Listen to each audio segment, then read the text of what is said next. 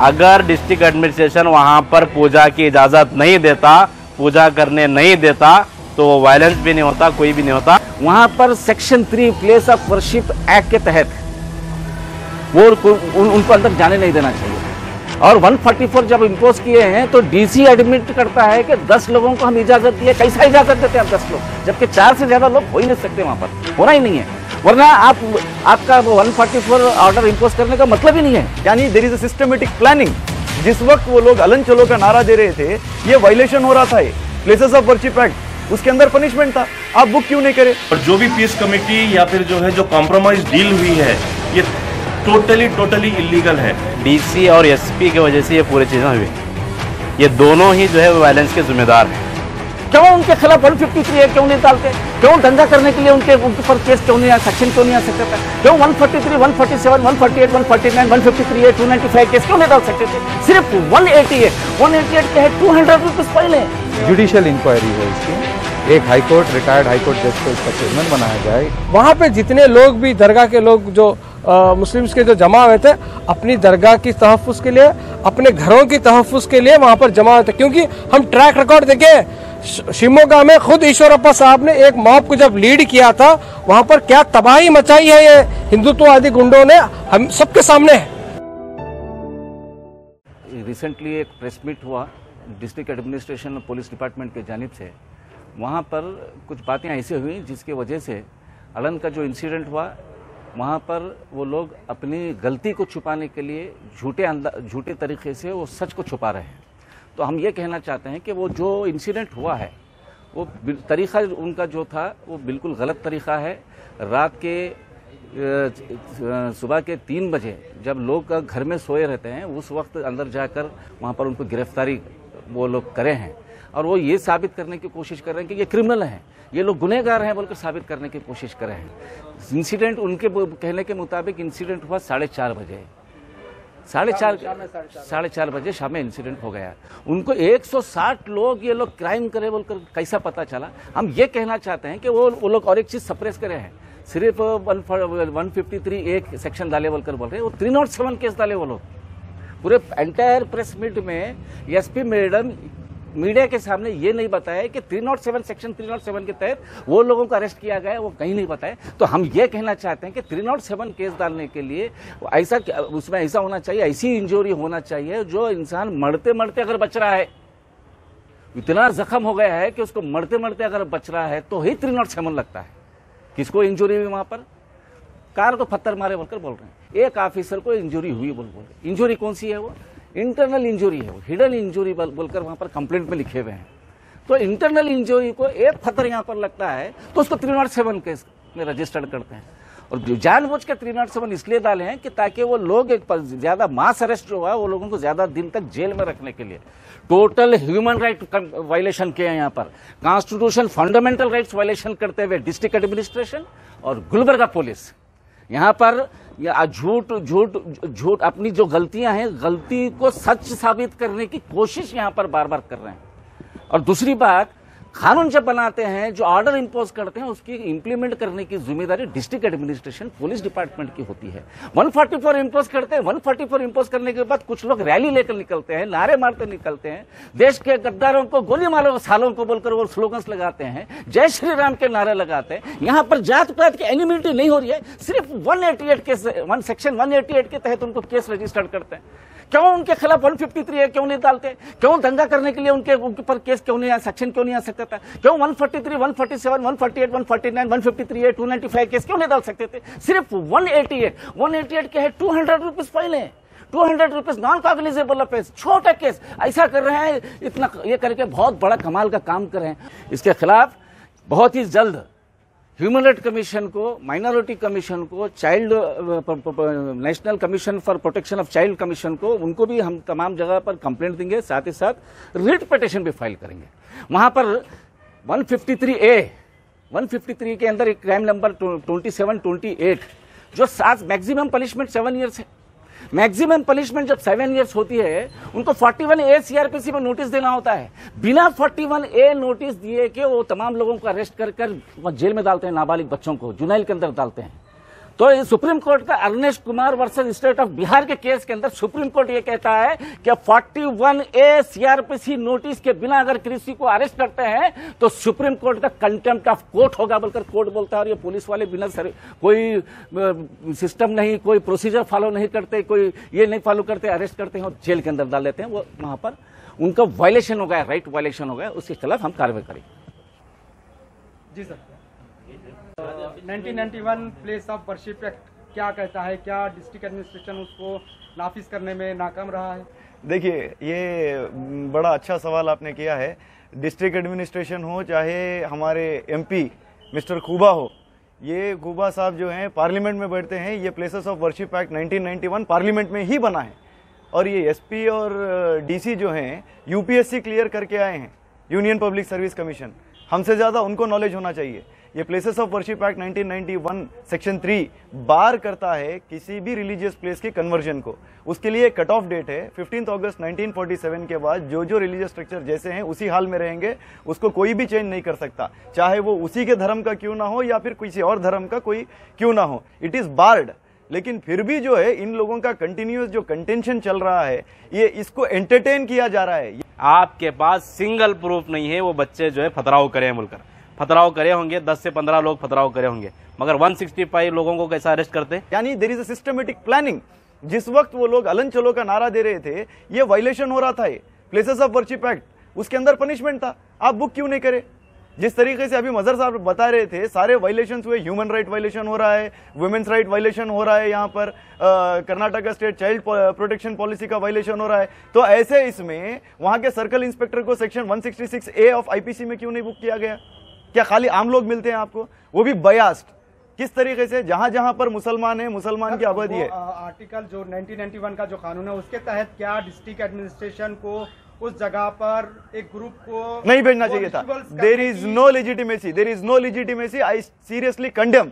ये जो आज पीस मीटिंग की बात कर रहे हैं, ये ऐसा हो गया है, बाजार में अगर चोर आते हैं तो ये लोग चोर को पकड़ने के बजाय दुकान बंद करने की बात कर रहे हैं।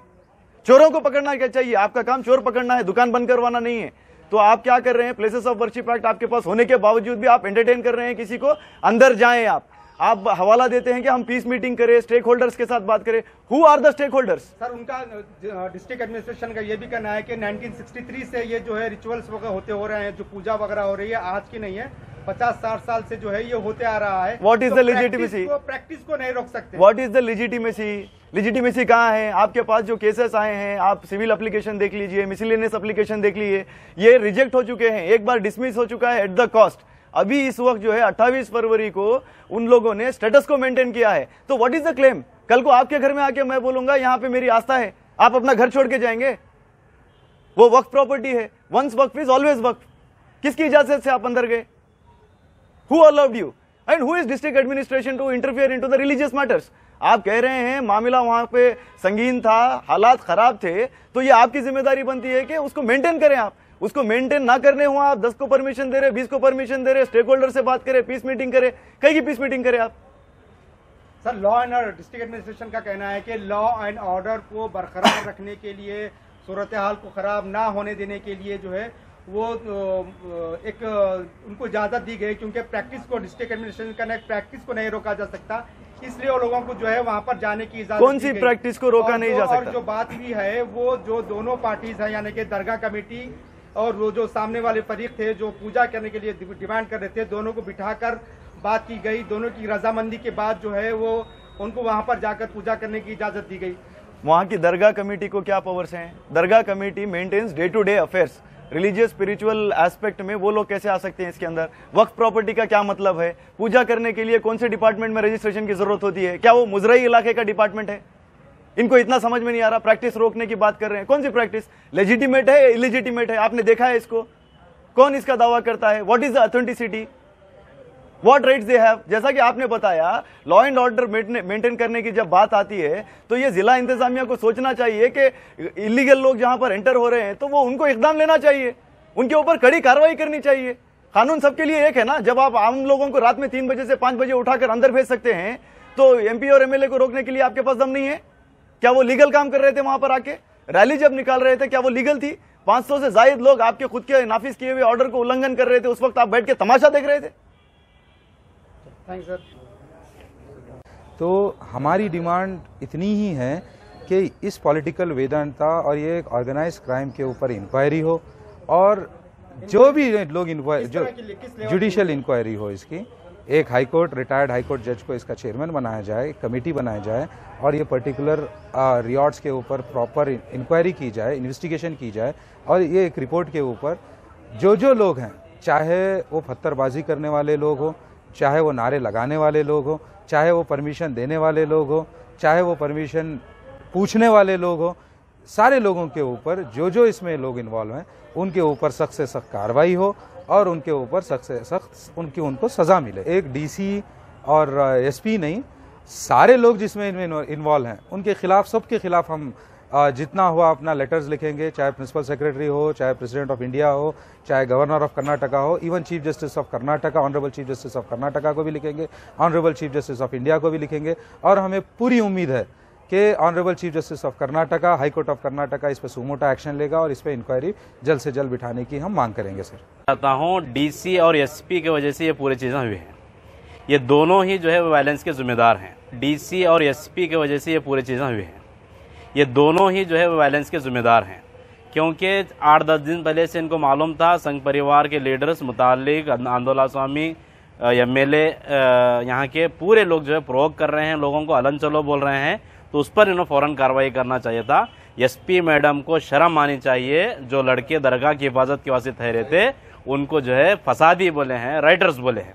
एसपी मैडम को मैं बोलना चाहूँ, कोसी के किताब आप पढ़कर जो एसपी बनी हैं, वो जो लड़के थे वो दरगाह की हिफाजत के लिए ठहरे थे। आपके पास सिंगल प्रूफ नहीं है वो बच्चे जो है फतराव करे बोलकर, फतराव करे होंगे, 10 से 15 लोग फतराव करे होंगे, मगर 165 लोगों को कैसा अरेस्ट करते? अगर 165 लोग आपके ऊपर अटैक करते तो कोई भी आप जिंदा नहीं रह सकते थे। वहां पर वो हरकत नहीं हुई है। पूरा जिम्मेदार जो एसपी और डीसी हैं, एसपी मैडम जो गैर जिम्मेदाराना बयान दिए हैं, सबको राइटर्स बोले हैं, लकड़ी जमा किए हैं, पत्थर जमा किए हैं, बोले तुम्हारे पास इख्तियार था, तुम जाके पत्थर लेके जाते हैं, लकड़ी लेके जाते हैं। आरएसएस वाले लकड़ी लेके जो है पूरा मार्च कर सकते हैं 3-3, 4-4 किलोमीटर, तो कोई मुसलमान अपनी दरगाह की हिफाजत के लिए लकड़ी हाथ में क्यों नहीं पकड़ सकता? दरगाह कमेटी का इसके अंदर कोई कसूरवार नहीं है। एसपी मैडम और दिल्ली डिस्ट्रिक्ट एडमिनिस्ट्रेशन फेल्यूर की वजह से वो वायलेंट हुआ है। डीसी का क्लियर स्टेटमेंट मीडिया को था, कुछ भी नुकसान नहीं हुआ, कुछ भी नहीं हुआ, छोटा मोटा कुछ हुआ है, सब शांतिपूर्ण है बोल के बोलने के बाद दूसरे दिन फजर के साथ कार्रवाई शुरू होती है। इसके पीछे जो है भगवंत कोबा है, मत्ती मोड़ है, कर्नाटका के स्टेट के चीफ मिनिस्टर हैं। वो क्यों हैं बोले तो मुसलमानों के अंदर इतनी हिम्मत कहाँ से आई कि वो पुलिस को रोककर पूजा रखने की कोशिश करे? इनको जो है वो कबूल नहीं है। इसीलिए आने वाले इलेक्शन के अंदर इनके पास कोई एजेंडा नहीं है कम्युनल एजेंडा के खिलाफ बजाय छोड़कर, इसीलिए जो है वो लोग जो है वो काम किए हैं। डीसी बोलने के बावजूद भी, पीस है बोलने के बाद भी दूसरे दिन अगर इंसिडेंट चलते हैं तो इसकी जिम्मेदार एसपी हैं। वो जाहिर सी बात है, administration is under complete pressure of government और government is under complete pressure of its ideological, ये जो आइडियोलॉजिकल जिसको आका मानते हैं आरएसएस, उसके प्रेशर में ये मुसलमानों को ही टारगेट करके ये काम किया जा रहा है। चाहे वो कुबा हो, चाहे वो अपुगोड़ा हो, चाहे वो तेलकुर हो, चाहे वो मत्तीमडु हो, ये तमाम तर लोग उसी एजेंडे पे काम कर रहे हैं और एडमिनिस्ट्रेशन उनके दबाव में काम कर रहा है। अब उस दबाव के चलते 144 सेक्शन का जो क्लियर कट वायलेशन हुआ है, उसको एक मियर 188 का सेक्शन लगाकर ये साबित करने की कोशिश कर रहे हैं कि हम लोगों ने बहुत बड़ा तीर मारा है। इस एडमिनिस्ट्रेशन की बहुत बड़ी नाकामी है कि वो लोग बाहर से आने वाले लोगों को, ये तमाम तर जो लीडर्स हैं ये सब बाहर के लोग हैं, वहाँ का लोकल कोई नहीं है। सर भगवंत खुबा तो लोकल एमपी है, लोकल एमपी है, तो अभी वो जो है अलंद का नहीं है, वो तो वहाँ पर बिदर में रहता है। अलंद के रेसिडेंट्स की बात हो रही है यहाँ पे। अलंद 144 का वायलेशन कौन कर रहा है? ये लोग बाहर से आके वायलेट कर रहे हैं। ये लोगों के साथ में 500-1000 की तादाद में लोग जमा होते हैं और ये एक्सपेक्ट करते हैं कि वहाँ पर दरगाह के पास कोई और लोग जमा ना हो, दरगाह के मुतक़िदीन जमा ना हो और वहाँ पर उसकी दिफा के लिए, हिफाजत के लिए जमा ना हो, जबकि बड़े बड़े नारे लगाए जा रहे हैं। हत्ता कि जो है दरगाह के ताल्लुक से ऐसे ऐसे क्लेम करे जा रहे हैं कि हम लोग वहाँ पर जाकर अब शिव मंदिर बना देंगे। इतना बड़ा क्लेम वक्फ प्रॉपर्टी के ऊपर। यहाँ का जो एमएलए है अपुगोड़ा पाटिल बोलता है कि हम यहाँ पर अब मंदिर बनाएंगे। वक्फ प्रॉपर्टी के ऊपर कौन मंदिर बना सकता है? 3 तारीख को ईशा मैडम का, एसपी मैडम का प्रेस कॉन्फ्रेंस आया, उनकी स्टोरी पूरी अलग है। डीसी साहब जो 1 तारीख को जो स्टेटमेंट देते हैं उसका अलग है। इसका मतलब क्या? किसके प्रेशर में डिस्ट्रिक्ट एडमिनिस्ट्रेशन ये अलंद के मासूम लोगों के ऊपर कार्रवाई कर रही है, ये हमें मालूम होना चाहिए। वहाँ पे जितने लोग भी दरगाह के लोग जो मुस्लिम्स के जो जमा हुए थे, अपनी दरगाह की तहफ़्फ़ुज़ के लिए, अपने घरों की तहफ़्फ़ुज़ के लिए वहाँ पर जमा हुए थे। क्योंकि हम ट्रैक रिकॉर्ड देखें, शिमोगा में खुद ईश्वरप्पा साहब ने एक मॉब को जब लीड किया था, वहाँ पर क्या तबाही मचाई है ये हिंदुत्ववादी गुंडों ने, हम सबके सामने है। त्रिपुरा का वाक़या है, मुजफ्फरनगर का वाक़या है, नल्ली का वाक़या है। जब ये लोग एक झुंड की शक्ल में जब निकलते हैं, ना मस्जिद देखते हैं, ना मंदिर देखते हैं, ना घर देखते हैं, ना दुकान देखते हैं, सब तबाह करके जाते हैं। दरगाह की हिफाजत के लिए, घरों की हिफाजत के लिए वो जो 1,500-2 हज़ार अलंद के लोग जमा हुए थे, अपने घरों के और दरगाहों की हिफाजत के लिए जमा हुए थे। जो बचाने के लिए जमा हुए थे वो आरोपी हुए, और जो दंगाई बाहर से आए थे वो लोग हीरो हो गए। ये जो दोहरी नीति जो ये लोग अपना रहे हैं, इसके खिलाफ हम जॉइंट एक्शन कमेटी की तरफ से इन सब के ऊपर लीगल एक्शन लेंगे।